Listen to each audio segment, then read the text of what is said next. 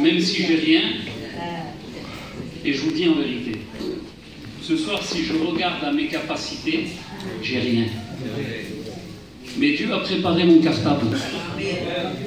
Dedans, il a mis un miroir, un marteau, de l'eau, du pain, une épée. Tout est là. Alors même si j'ai rien, j'ai la parole de Dieu. Et ce soir, ce qu'on veut écouter, on est fatigué d'entendre des paroles des hommes, on est fatigué des fois de s'entendre soi-même. On veut l'écouter à lui. Amen. Gloire à Dieu. J'aurais aimé qu'on puisse prier le Seigneur, je sais que ça a déjà été fait, mais je voudrais qu'on puisse présenter ces moments devant Dieu. Est-ce que tu t'es préparé? Comment tu viens à la réunion ce soir? Est-ce que tu t'es préparé à la bénédiction? Est-ce que tu t'es préparé à recevoir un mot de Dieu? Ben, si tu t'es pas préparé, fais-le maintenant. On prie ensemble et que Dieu puisse te bénir et qu'il me bénisse à moi aussi. On prie ensemble et je vais demander à l'ancien qui prie. Amen. Que Dieu soit béni. C'est avec crainte et tremblement que je vous apporte la parole de Dieu ce soir, mais avec une conviction aussi et avec beaucoup de joie. Je remercie les frères de l'invitation. Je vous lis deux textes. Psaume 33, verset 6. Les cieux ont été faits par la parole de l'Éternel, et toute leur armée par le souffle de sa bouche. Amen. Et un autre moment, c'est Jésus qui parle. Il dit comme ça: les paroles que je vous ai dites sont esprit et vie. Amen. Il a plu à Dieu de communiquer à sa création par la parole de Dieu. Dieu a voulu s'adresser et créer toute chose par sa parole. Dieu n'a pas créé en chantant, Dieu n'a pas créé en dansant, Dieu n'a pas créé en jouant de la musique, Dieu a créé en parlant. Notre Dieu, c'est le Dieu de... Il est écrit, c'est le Dieu de la parole. Merci pour ta parole. Amen. Et Dieu ne cesse de parler. Il communique, il s'adresse aux éléments, qu'il y ait des luminaires, qu'il y ait du sec qu'on appelle terre, et un autre endroit qu'on appelle l'eau, les mers. Et Dieu s'adresse, et parce qu'il parle, il crée. Amen. Et Dieu s'adresse à un homme, le premier, il crée, il le prend de la poussière de la terre, il insouffle dans ses narines un souffle de vie, et l'homme devint une âme vivante. Amen. Amen. Si tu vis, c'est parce que Dieu l'a voulu, et parce que Dieu l'a dit. Et il continue à parler, il s'adresse à cet homme, Adam, il lui dit: Adam, je te place dans un jardin, et ton rôle à toi, c'est de le garder et de le cultiver. La Bible dit que tout ce qui a été écrit pour notre instruction à nous. Alors ce que Dieu a dit à ces hommes, on peut l'indexer et il peut te le dire à toi ce soir. Je t'ai créé, je te place dans un endroit et Dieu te demande de garder et cultiver ce qu'il t'a donné. Alors il continue à parler, parce que Dieu ne cesse de parler. Et il continue à parler, et il s'adresse à un homme. Noé. Noé, construis-toi une arche. Sauve-toi, toi et ta famille. Il est temps que tu te mettes à construire et à bâtir pour ton salut et pour le salut de ta famille. Et Dieu continue à parler, et il s'adresse à un homme, Abraham. Abraham, quitte ton pays, quitte ta patrie, la maison de ton père, et je te bénirai. Tu veux la bénédiction, il te faut délaisser, abandonner et quitter certaines choses. Dieu parle. Et Dieu continue à parler. Et Dieu s'adresse encore à un autre homme.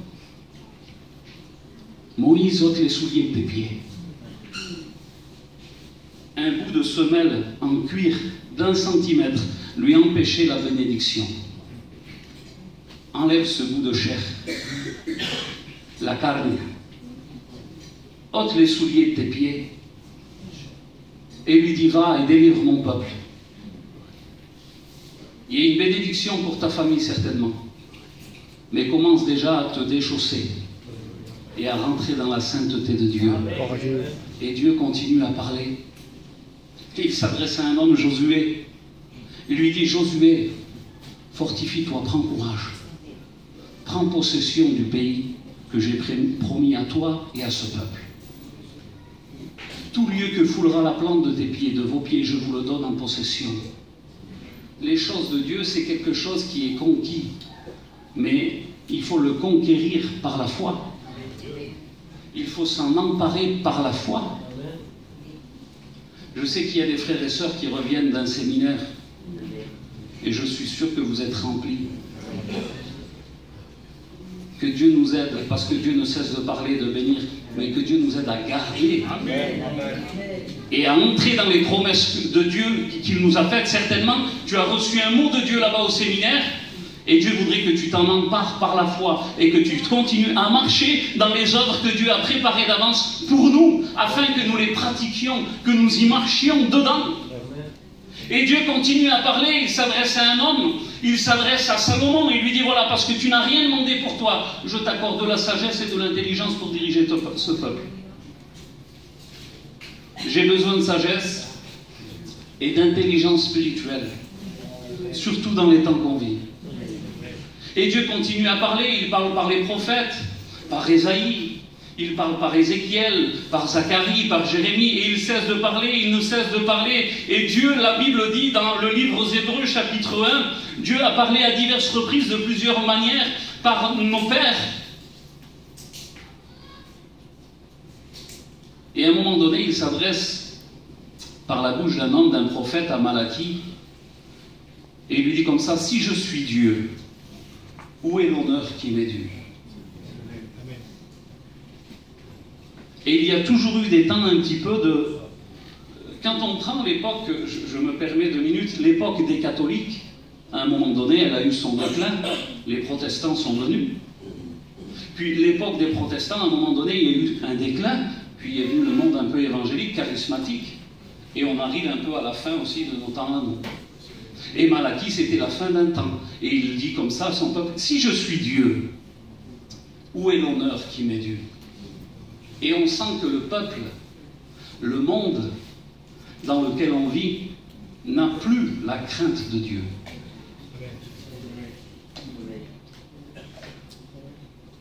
Et Dieu se tait pendant 400 ans. Et un frère dit souvent ça, il dit, quand Dieu se tait, c'est que l'homme parle trop. Vous avez vu, des fois, vous parlez avec quelqu'un, et puis il n'arrête pas, il vous met une tête comme ça, et au bout d'un moment, à l'intérieur de vous, vous dites, il ne s'arrêtera jamais. Et puis à un moment donné, il s'arrête, il dit, ça y est, t'as fini? Bon, maintenant je vais parler. Alors Dieu s'arrête de parler pendant 400 ans. Et à un moment donné, il parle par la bouche de son prophète, par la bouche d'un envoyé, d'un messager de Dieu, qui dit, voici l'agneau de Dieu qui ôte le péché du monde. Dieu reprend le contact, Dieu reprend la parole. Mais je voudrais vous dire quelque chose, c'est qu'en réalité, des fois, Dieu nous parle aussi. Et peut-être que tu te dis, mais Dieu ne me parle pas à moi. Mais des fois, Dieu nous parle, mais c'est nous qu'on n'entend pas. Parce qu'il n'y a pas plus sourd que celui qui ne veut pas entendre. Et des fois, on fait la sourde oreille.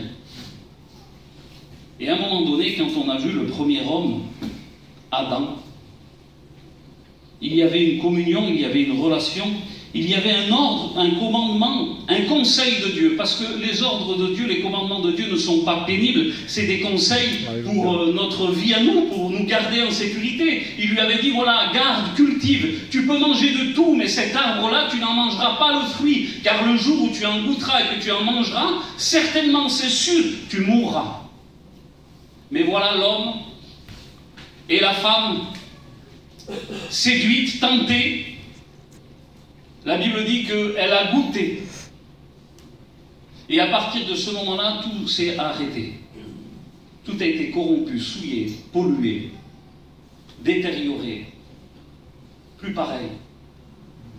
Et quand on voit un petit peu ce que Dieu continue à parler, puisque, comme je vous le dis, des fois Dieu nous parle, mais c'est nous qu'on n'entend pas. Alors ils entendirent la voix de l'Éternel Dieu qui parcourait le jardin vers le soir. Et l'homme et la femme se cachèrent loin de la face de l'Éternel Dieu, au milieu des arbres du jardin. Et l'Éternel Dieu appela l'homme et lui dit, « Où es-tu » Et c'est le mot de Dieu pour toi ce soir, « Où es-tu » Et je pourrais même me permettre une autre question, te dire, « Où en es-tu » C'est ce qui a retenti sur mon cœur pour te partager ce soir. Où es-tu? La parole de Dieu, c'est une boussole. Et aujourd'hui, chacun d'entre nous, on a un GPS dans nos voitures. Mais un GPS ne pourra jamais t'indiquer où aller s'il n'arrive pas déjà à te repérer où tu es. On ne peut pas aller plus loin si on ne sait pas où on en est. Et Dieu te dit, où es-tu? L'Éternel Dieu s'adresse à Adam. Et Adam lui répondit, j'ai entendu ta voix. J'ai eu peur. Je me suis caché. La parole de Dieu, elle fait peur. Parce que la parole de Dieu est une lumière, une lampe. Elle est vérité. Elle est claire. Il n'y a pas de variation, il n'y a pas de ténèbres. C'est clair, c'est net, c'est transparent, c'est précis, c'est fluide. Et des fois, l'homme de Dieu, de plus en plus, se cache de la parole de Dieu. On voit des gens qui viennent à la réunion une fois, deux fois, mais il ne vient plus. Oui, la parole est claire. Et au bout d'un moment, des fois, cette parole nous fait peur. C'est trop vrai. Ça me demande de m'abandonner à quelque chose que je ne peux pas contrôler. Alors on a peur et on se cache, et on fuit la parole de Dieu. Et Dieu pourtant ne cesse de nous appeler. On le sent à l'intérieur de nous, des fois dans nos maisons, dans nos caravanes, dans notre travail. On sent que Dieu nous appelle et qu'il nous dit, où es-tu? Mais où es-tu? Mais où es-tu? Et on se cache. Et on se cache. Et la Bible dit que cet homme, Adam, s'est caché, mais pas n'importe où. Il s'est caché au milieu des arbres du jardin. Il s'est caché derrière un arbre. Vous savez qu'il n'y a pas meilleur endroit pour se cacher que dans une église? Très bon endroit. Je vais à l'église, moi. Je vais à la réunion. Adam, où es-tu caché? Au milieu des arbres. Et la Bible dit qu'à un moment donné même, lui et sa femme, sa compagne, se sont cousus des habits avec des feuilles de figuier. Une religion humaine, une conception humaine. Ah, ça va passer, ça passera. Non, ça passe pas. Ça ne passera pas. On peut se coudre à l'intérieur de nous un vêtement de conception humaine. On s'est cousu un Dieu à notre image, on s'est fabriqué. Tu ne tailleras pas, tu feras pas d'image taillée, ni de représentation quelconque. Mais des fois, c'est dans notre esprit. On s'est taillé un Dieu à notre image. Moi, Dieu, je le vois comme ça. Ben moi, plutôt comme ça. Je voudrais te dire, il n'y a pas de moi je vois ou moi je crois, non. Il est écrit. Amen. Et Dieu dit, et il te répète ce soir, où es-tu? Et Adam s'est caché. Il a voulu se cacher, mais la Bible dit que le vêtement de l'homme, la justice de l'homme, c'est comme un vêtement souillé devant Dieu. Ça ne tient pas, ça ne passe pas. On peut se cacher derrière une religiosité, ça ne passe pas. Et Dieu continue à parler. Parce que Dieu ne cesse de parler, c'est un Dieu de la parole. Et Adam a dit, j'ai entendu, je me suis caché et j'ai eu peur. Et ce soir, je voudrais te dire, n'aie pas peur, ne te cache pas et écoute. Parce que la foi vient de ce qu'on entend. Et la parole dérange parce qu'elle dévoile, elle met en lumière. Adam s'est caché derrière un arbre. Et à un moment donné, c'est Jésus qui vient, la parole incarnée, le logos, le réma, la parole révélée. Jésus arrive sur terre, il s'incarne, la parole faite pleine de grâce et de vérité. L'équilibre de la parole de Dieu, la grâce, la vérité, une vérité remplie d'amour, un amour rempli de vérité. Et Jésus s'adresse et il continue à parler. La parole court avec rapidité. Jésus s'est déplacé sur terre et cette parole, la parole incarnée, elle est venue apporter des guérisons, des miracles, des solutions. Elle est venue éclairer. Elle est venue sauver ceux qui étaient perdus. Elle est venue guérir celui qui était malade. Et à un moment donné, Jésus passe et il voit quelqu'un qui se cache sous un arbre. Nathanaël, je t'ai vu sous le figuier. Et ça m'a interpellé. Ils se sont cousus des vêtements avec des feuilles de figuier. Et on voit encore un homme sous un figuier. Adam qui se cache derrière l'arbre, et Nathanaël qui se cache dessous un arbre. Et un figuier, il y a beaucoup d'ombre. Il y a beaucoup de feuilles. On peut se cacher derrière beaucoup de choses. Et il y a trop de gens qui se cachent. Trop de gens qui jouent à cache-cache avec Dieu. Où es-tu? Je t'ai vu sous ton figuier. Je t'ai vu sous ta conception, sous tes pensées, sous tes réflexions, sous ta culture, sous tes coutumes. Je t'ai vu, tu te caches derrière certaines choses. Adam derrière un arbre et Nathanaël sous un arbre. Et Jésus, la parole, continue à parler, continue à avancer. Et il marche, et il marche. Et il rencontre un autre homme. Celui-là, il n'est pas derrière un arbre ni dessous un arbre. Il est en haut d'un arbre. Et cet homme, c'est Zachée. Et il regarde Zachée. Il était sur un sycomore, une sorte de figuier, mais qui donne des figues amères, des figues pas mûres. Et Jésus voit Zachée, lui dit, Zachée, descends de ton arbre.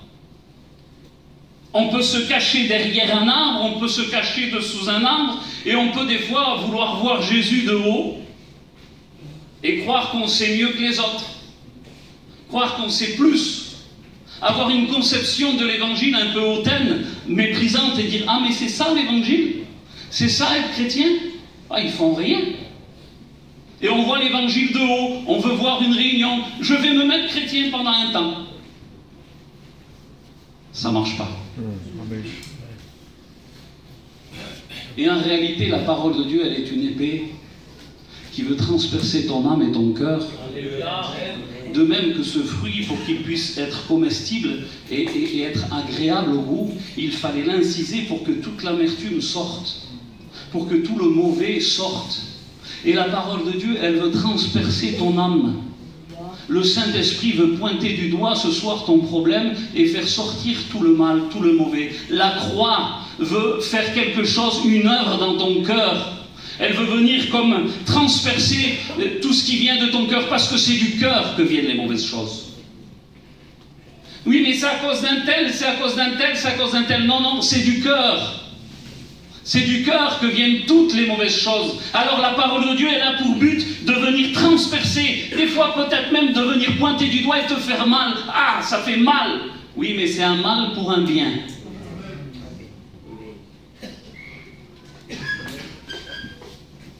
Il y a un verset qui dit comme ça, « Les baisers d'un ennemi sont trompeurs, mais les blessures d'un ami prouvent sa fidélité. » Et des fois, il m'a blessé.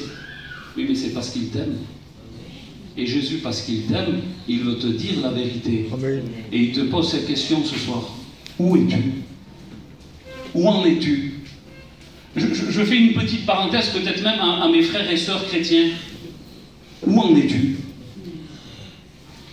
Est-ce qu'on ne se cacherait pas des fois au milieu d'une forêt d'arbres?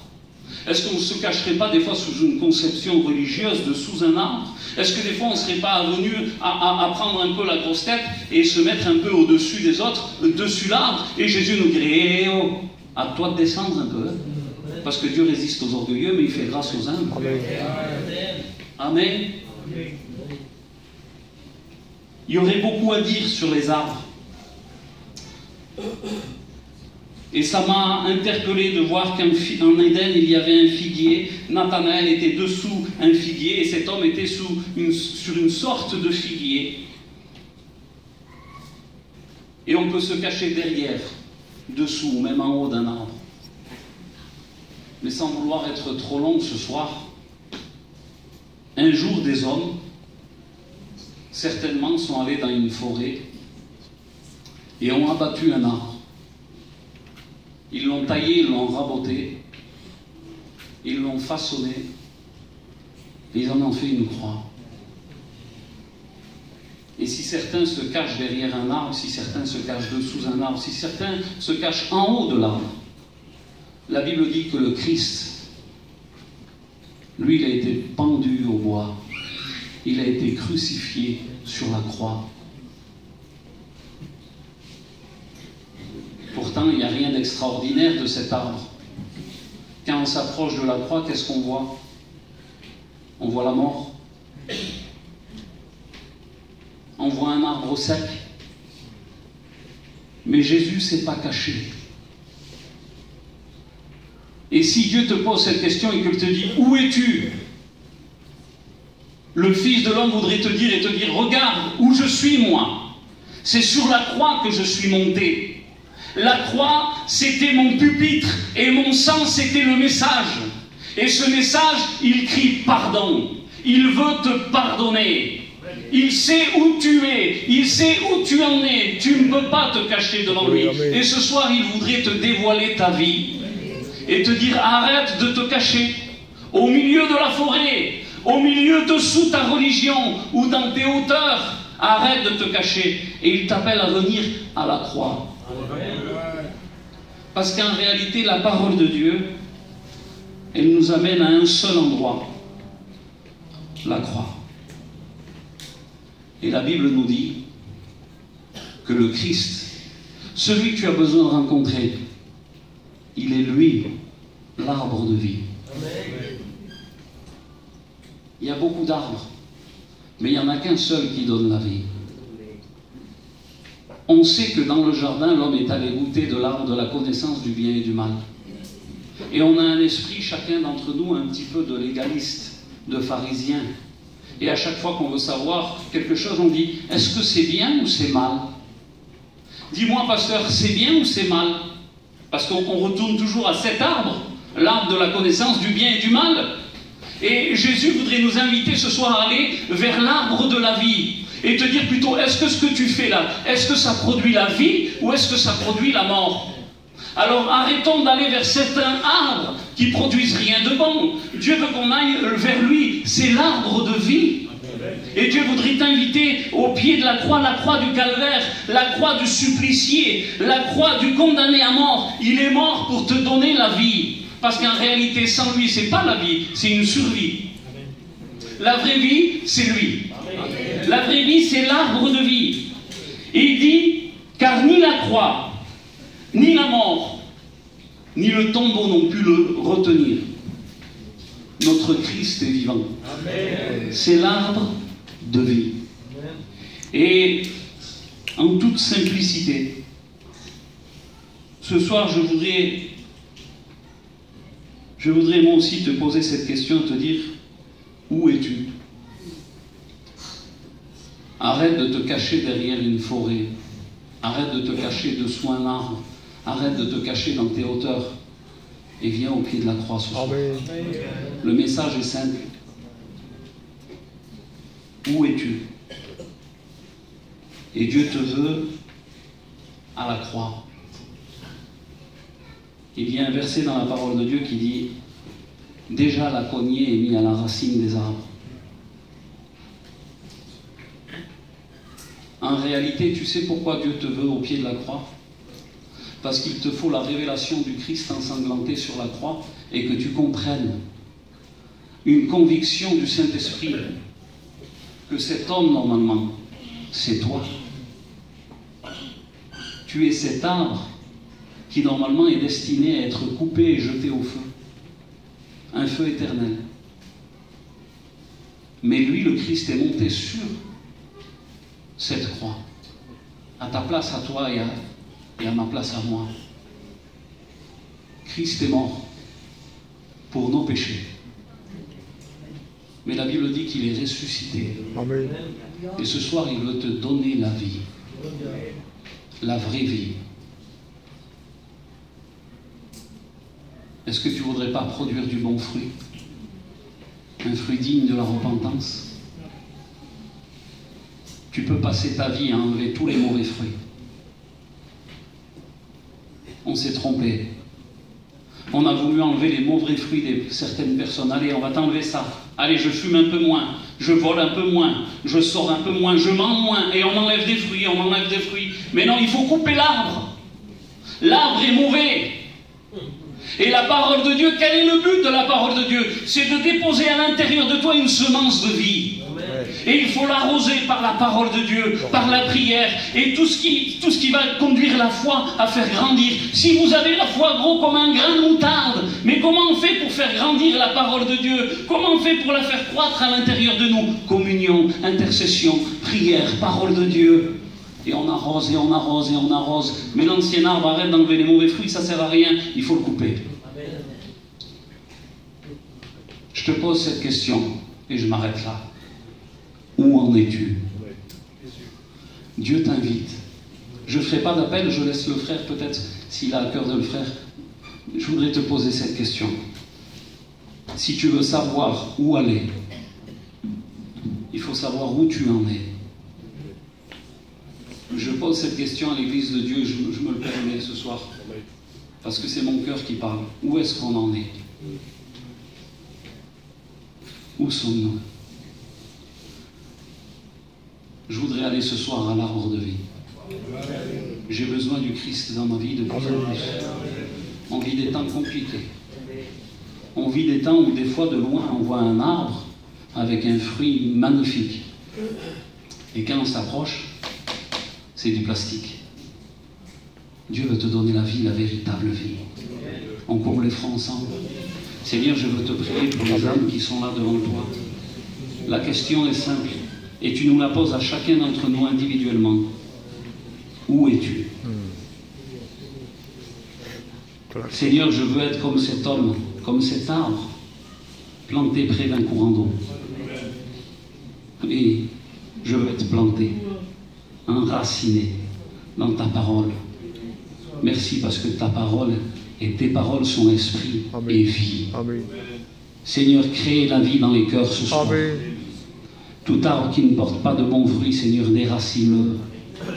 Et viens ensemencer les cœurs par ta parole. Alléluia. Parce que la foi ne vient pas de ce qu'on voit, elle vient de ce qu'on entend. Amen. Et tu as voulu te faire connaître à l'homme par ta parole. Parce que tu savais que l'homme avait des techniques, des méthodes, une gestuelle, une façon de parler. Alors tu n'as pas voulu nous séduire autrement que par ta parole. Seigneur, bénis ton peuple ce soir. Amen. Et que chacun puisse savoir où il en est avec toi. Amen. Soyez bénis. Amen. Amen. Et Dieu soit béni.